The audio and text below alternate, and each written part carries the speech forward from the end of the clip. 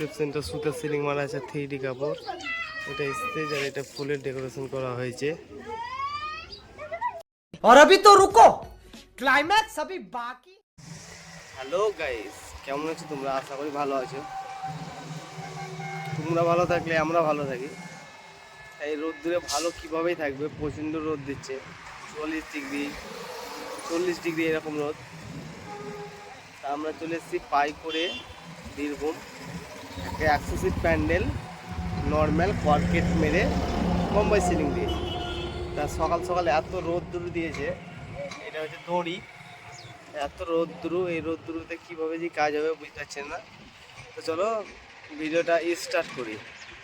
Ceiling বাঁধা হয়ে গেলে এবার চালপাটটা বাঁধবো। এটা 100 সিট খাবার জায়গা, যে গলিটা হয়েছে ওইখানেই। আর এই যে লাইটওয়ালা বসে আছে, আর চলছে আমাদের মিস্ত্রিরা সব এখন বাঁধছে। কত দেরি হবে বুঝতে পারছি না, এখন আমাদের লেট হয়ে যাবে, কারণ কর্কেটের কাজ হবে, পুরোটাই কর্কেট।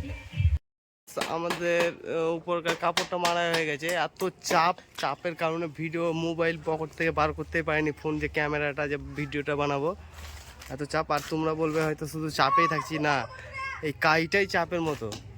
তা আমাদের কর্কেট মারছি, একটা কর্কেট মারলে কমপ্লিট হয়ে যাবে, তারপরে ডেটো, সাইড কাপড় আরও অন্য ইত্যাদি আছে।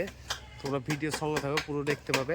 আর গলি তো আগেই কমপ্লিট হয়ে গেছে গলিটা, আর আরও ইত্যাদি, মানে টোটালে 5-6খান প্যান্ডেল আছে, সব কমপ্লিট হয়ে গেছে। রিসেপশনটা সুতার সিলিং মারা আছে 3D কাপড়। এটা স্টেজ আর এটা ফুলের ডেকোরেশন করা হয়েছে।